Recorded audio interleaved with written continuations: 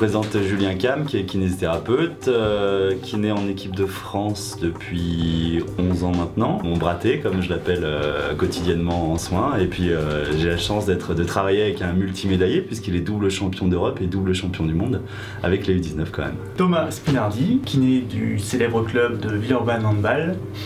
C'est un édifice dans la maison de Villeurbanne. On a quand même gagné les championnats méditerranéens ensemble, ça fait 4 ans. À peu près. Voilà. Toto et Juju quoi. Avant l'entraînement, on fait un petit contrôle des bobos et puis on fait des straps. Après, en fonction du besoin des joueurs, on fait des soins et souvent il y a des gros créneaux de soins plutôt nocturnes, donc après le repas du soir, pour essayer de requinquer les joueurs, gérer les blessures, les petits bobos et optimiser leur performance. Les joueurs passent en premier dans les mains du docteur pour établir un diagnostic et après nous on traite en fonction.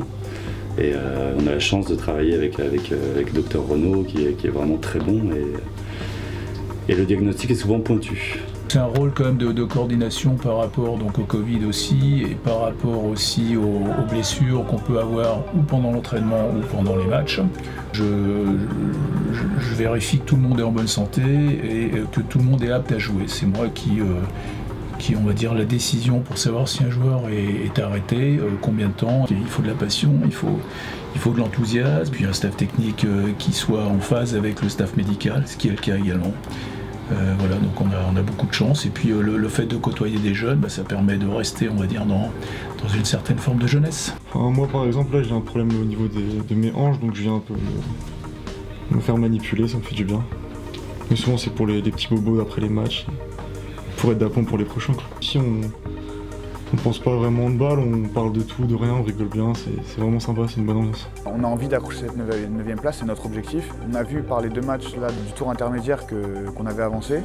Maintenant on va se confronter à des adversaires et sûrement un adversaire ce soir là, qui va être plus coriace. Donc ce sera un moyen de nous juger déjà sur notre avancée et ce sera super intéressant. On va dire c'est le point de départ de notre histoire parce qu'on n'a pas pu faire les autres compétitions qui sont au programme. Donc on a à cœur de terminer celle-ci et de bien travailler par la suite pour revenir encore plus fort l'été prochain.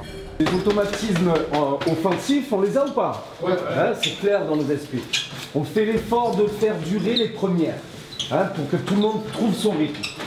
Donc on est un peu plus patient au début et après on se lâche, il n'y a pas de problème. Où est-ce qu'on va imposer le combat, hein? On a le groupe, nous on a le groupe, on va tourner, on met l'énergie. Pas de pivot, imposer le combat. Quand ils viennent entre 3-2, entre 3-3, imposer le combat. Faites-leur mal au début. On fait mal au début. Sur la durée du match, c'est le combat qui va nous faire gagner à coup sûr. Si on est propre technique, c'est réglé. Ok? Allez,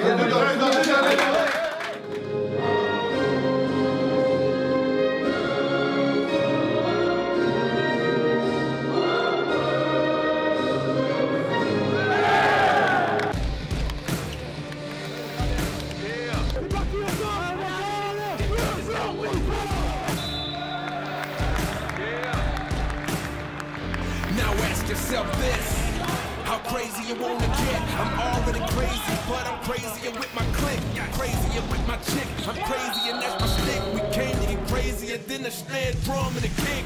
You heard what I said, you know what I'm about and you know what it is. When I go big, and stay doing the things that I know you ain't did. I work how I live.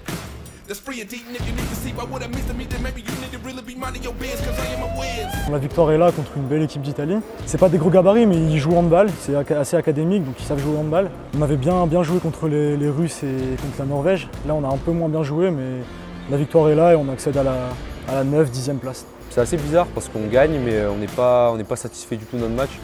Franchement il y a eu beaucoup de choses qu'on pensait avoir réglées sur les matchs précédents, notamment contre la Norvège et la Russie. Et il y a des petits trucs qui sont réapparus là, en défense, un peu en attaque aussi, donc on est un peu déçus. Match pas simple, on s'y attendait. Je pense que surtout il y a un peu de fatigue. Ils arrivent sur le 6e match. On avait enchaîné les 2 matchs les plus importants sur la fin de poule par 2 défaites. Et finalement on vient d'enchaîner 3 victoires. Même si les adversaires présentaient peut-être moins de force, ils ont su quand même remobiliser les ressources. Après, quand on est exigeant et perfectionniste, oui, on peut considérer quand même qu'il y avait quelques petits éléments perfectibles ce soir. Mais je pense qu'ils ont su faire les attendus principaux. Une victoire importante parce que ça nous permet d'accéder au match pour la 9e place, c'est ce qu'on voulait. Ce qui est sûr, c'est que les Hongrois ont un handball qui est extrêmement bien léché dans l'organisation, très peu de pertes de balles, avec des joueurs qui sont très forts physiquement, qui vont venir impacter auprès, des joueurs aussi capables de marquer de loin, donc une équipe assez complète dans toutes les dimensions du jeu. Mais comme d'habitude, on a repéré quelques points de faiblesse. J'espère qu'on aura la capacité de pouvoir aller les piéger sur ces éléments-là. Donc peut-être compenser la fraîcheur physique par plus de précision tactique. Le match de la Hongrie est un match vraiment qui peut amener une référence un petit peu de ce groupe-là. Et donc ça peut sonner un petit peu la fin d'une belle aventure, suivant la performance. Au-delà du résultat, on attend surtout qu'il y ait une volonté de produire de la performance. C'est une belle équipe, c'est une grosse équipe, demain ça va être un match important et c'est vrai que si on ne règle pas ces petits problèmes, ça risque d'être compliqué, on va se la rendre compliquée en fait et après ça reste à notre portée donc on va tout donner. On va parler de la mécanique des émotions pour se donner aussi des outils qui nous permettent de lutter quand je sens que je suis en train de ruminer sur des émotions qui ne sont pas extraordinaires et je vais essayer de faire ça le plus synthétiquement et le plus simple possible grâce à des images. Nous ne sommes qu'émotions que nous passons notre temps à essayer de réguler, à essayer de maîtriser, à essayer d'exprimer, à essayer de composer. D'accord? On n'est que des émotions. Et quand j'ai une représentation dans la tête, donc une image, un son, une phrase que je me suis dite moi-même ou une phrase que j'ai entendue de la part de mon coach, une représentation, donc quelque chose qui se construit dans ma tête, cette représentation-là va instantanément, sans que je le décide, être associée à une émotion. Et instantanément, sans que je le décide, cette émotion va guider une réaction physiologique. Une réaction physiologique, c'est-à-dire une modification dans mon organisme. Je construis jour après jour en fait, des thématiques qui viennent renforcer le discours du staff, renforcer les attentes des joueurs pour qu'on puisse avancer tous ensemble sur des points très très précis. Je suis davantage axé sur développer chez eux leur manière de penser leur performance en leur apportant des connaissances et de la compréhension des mécanismes auxquels ils sont confrontés, mentalement parlant. Pour le staff, il paraissait relativement clair qu'aller se confronter aujourd'hui, vu l'état de leur préparation et leur expérience sur les quelques derniers mois, aller se confronter au meilleur était possible, mais allait être relativement difficile. Et on s'est tous inscrits sur une logique de progrès, d'apprentissage, parce qu'effectivement, dès l'année prochaine, ces jeunes garçons ont des enjeux qui sont importants. On nous a formaté pour qu'on soit plus axé sur notre performance et de visualiser ce qu'on a à faire par rapport au match et par rapport aux entraînements. Ça nous aide franchement pour l'instant présent et aussi pour le futur. Il nous aide à aborder les matchs dans notre préparation mentale. Il nous aide à contrôler nos émotions, à des techniques que lui peut nous aider en fait pour notre collectif et qui nous font énormément de bien.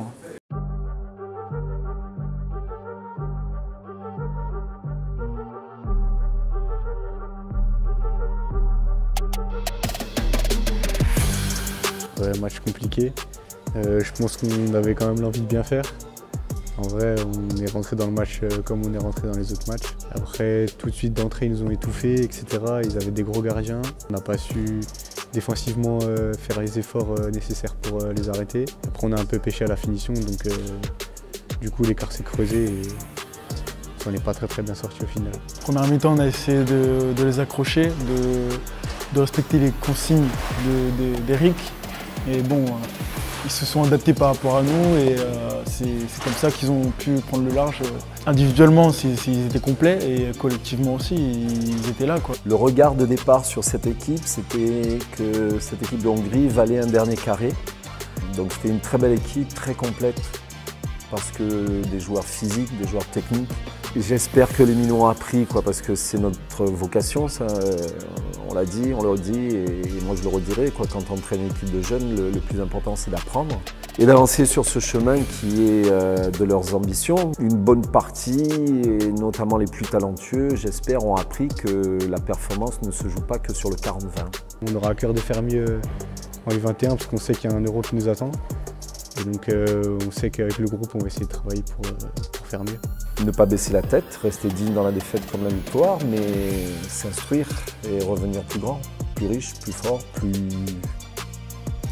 clairvoyant, plus lucide sur l'enjeu et le prix à payer, ce fameux prix à payer.